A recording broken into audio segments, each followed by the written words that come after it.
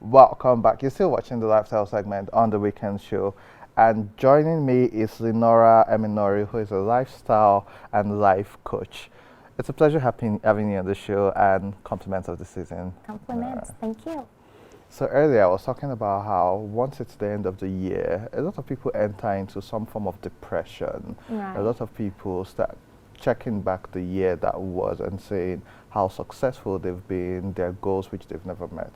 And then it's entering a new year. A lot of people today will be setting New Year resolutions, which we'll forget after the third week of January.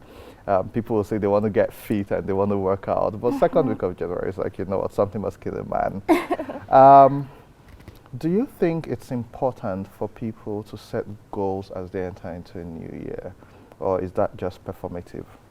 Right, so to start with, I think I would say that a lot of people could set goals but do not go through it. They don't see it through, and that's the issue, I would say, in certain New Year resolutions.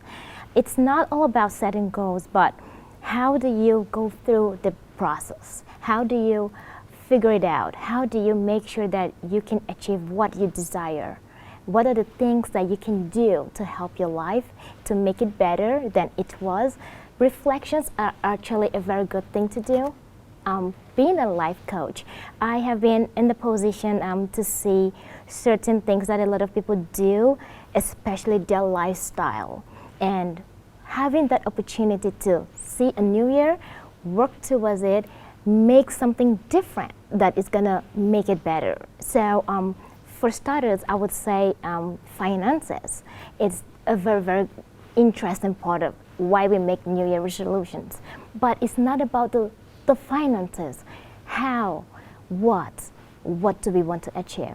So we have things like discipline, decisions, and those decision making are the things that actually lead to the discipline and the lifestyle.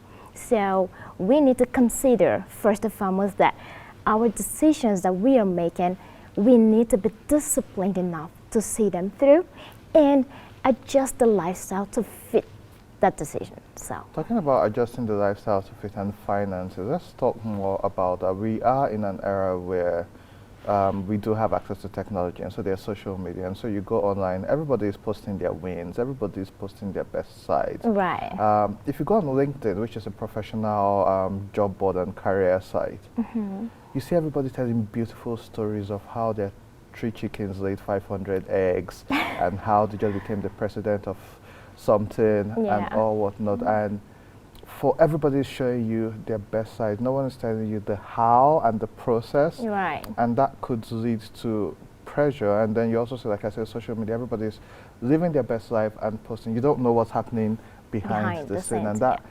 plays a role in putting people under pressure. Right. How can, especially young people, Right. manage that as we enter a new year? Right. So to start with, let's narrow it down to Nigeria, our youths of today. You know, we want fast money. We want to make it big out there. We want to also be able to post things and feel like we belong to a certain status or certain community.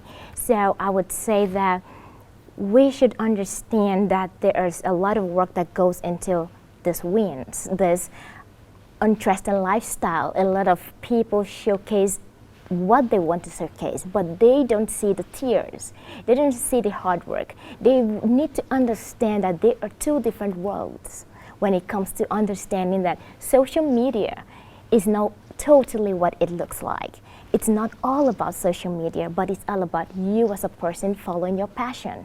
And we young people need to understand that difference, because in as much as we want to make it in life, we need to be able to create that impact. How much is it going to affect we as persons, as young people we are?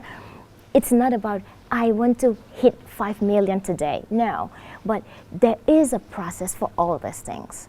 Rome was not built in a day, you know? So we need to actually help each other to understand that the young people's mindset needs to change over to 2023. So emphasizing that social media is not what it is, the reality, and setting feasible reality, real goals that we can actually work towards, not imaginary fantasies of what we see on social media versus our reality. Some of us could be having eating coconut gari as food, and then you post things funny and you want to, oh, I wish. No, not wishing, but now working towards it.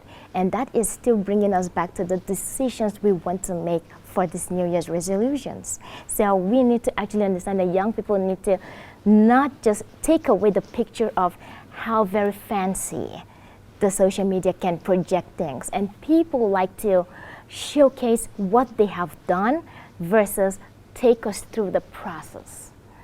It makes people vulnerable, and vulnerability is something that the world does not embrace today. So it's actually brave enough for those that actually put out there the things they have gone through, the things they have done to succeed. And let us watch the process, understand the process, go deep into the process, and then follow suit as those decisions are taken. So, and thank you for that. So besides financial goals, Right. what other areas and lifestyle changes do you think people can focus on as they enter a new year? Because it goes beyond just the financial, maybe health. But I'll let you go on. What other areas do you think is important to look at and focus on when you're planning for a new year or for a new period of time within your life? Right, so the future is very interesting because it's what we do now hits ahead of what is going to be in front of us. The future is, we need to understand that here and now our health should be put forward. Let's talk about health. Yes, Okay. why? So in Nigeria, unfortunately, we do not value so much of our healthy lifestyle. There's so much that we do that is wrong. We don't drink enough water. We feel, oh, I want to, Saturdays, you're so everywhere. Everyone is gymming. Then you go back and eat all the junk that is up to this I'm point. guilty. I love a good pounded jam. I'm from Benue State. Well, yes, Okay. you're totally right. Yeah, so you want to set a goal. I want to lose 2 kg. Let's start with the minimum. You know, Yeah. I want to be able to own a house. Well, how do you do that? Your mental state. How do you start cutting back on carbs? You start cutting back on sleeping late at night. You need to drink more water. You need to actually also have positive affirmations. I am strong. I am enough. I am good, because it helps you mentally. You know what? Talking about affirmation, and I like that you bring that up. I started something in 2022 where I set a reminder on my phone for 9 a.m. every day for daily Oh, affirmation. okay. And so every day at 9 a.m. when it comes up, I tell myself Yeah. 3 positive things affirming myself. So it could be that I am loved, I am chosen, I am brilliant, or I am successful. Right. So constantly affirming yourself and speaking that into the universe. What Right. does that do for your mental well-being? Yes, it does so much. It creates the opportunity to wake up in the morning. It gives you a positive energy. When we have a positive energy, we raise our vibrations. And that sets the day. That actually connects us and attracts the things we need, versus just waking up and walking out the street and having things. But it actually tells us that it keeps us in check. Yeah. Because sometimes you can lose it because you're angry about something maybe of yesterday. But when you tell yourself this, what you're actually doing to yourself is letting yourself, giving yourself the opportunity to give credit back to yourself. And that is something we fail to do sometimes. And that helps us with our mental state as well. Because lifting up our spirit is one thing that we need to do every single day of our life, which is called gratitude. We need to always be grateful. Talking about gratitude, and I do love that. So I remember last year, and I had seen this, I think, on social media, where someone said, this year, what you should do, get a bottle or get a jar. And Okay. every day, write something you're thankful of and just throw it in. Exactly. I started, I forgot by February. However, Yeah. and that's because I would rather use technology and use the notepad on my phone. And Right. something which I think helps is that for every time you have a little win, Right. write it down. Exactly. And so if you did something today, if you earned 2,000 naira today, write it down somewhere, because most times we dwell on our failures and what Right. we didn't achieve. Right. And we miss the many wins which we've had Yes. from the beginning of the year to the end. And some people look back and it's like, oh, this year is already over. Yeah. I can't even remember what happened, and it was a bad year. It was a tough year. But and every month there's at least one thing. Right now we have health. Right. Yeah, alive and here. There's some people in the hospital, but then I do pray for people to get better and better health care. But you don't really dictate these things. Yeah. But we focus so much on the The negative negatives. and our failures as opposed to the win. And so I do advise people, have a notepad. Each time you do something that you find as successful as a win, write it Yes. down. That's my own way. So as opposed to just having, and I think resolutions are good for people, but for me it's about being able to put in the work and putting that right and positive energy into the world and Right. then work towards it, Towards and it. other things will fall into place. But before I let you go, let's talk about your career and what you do. So tell us about what it is that you really do, the Okay. context of being a lifestyle coach and a career coach, and how you got into it and why. Yes, so to start with, my background is nursing. Okay. Yes, so when I started doing the nursing part of it, and I realized that mental health is something that I love to do, and I understood so much about the fact that I want to be pro versus fix it.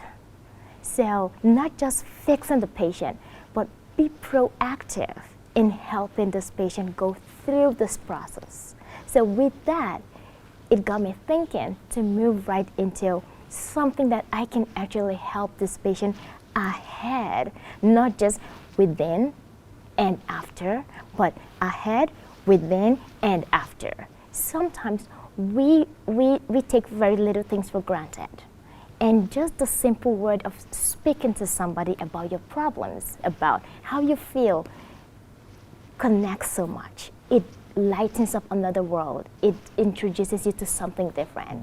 And so Life Coach came towards the middle part of this year. So I went and started studying that in Australia and things like that. So I became a life coach, mind-body practitioner, understanding how we need and what we need, what we can actually advocate for ourselves as people, putting our priorities first, putting ourselves first, self-love, self-awareness on the things that we do as people, just the little daily things that we do. Just little things like, connecting to someone, speaking to someone, helping someone, doing something, no matter how tiny. And as you said, remembering those little wins and actually giving us credit for it.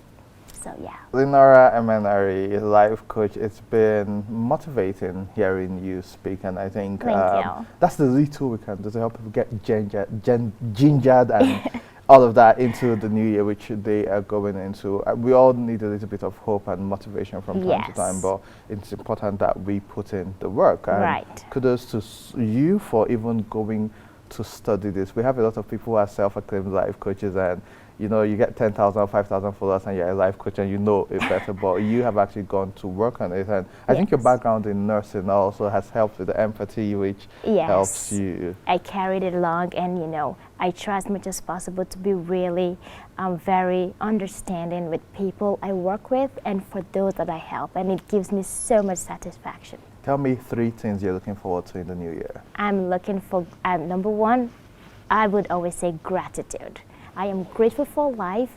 I'm looking for greater wins. I'm looking for breakthroughs, and just to be one thing, happy.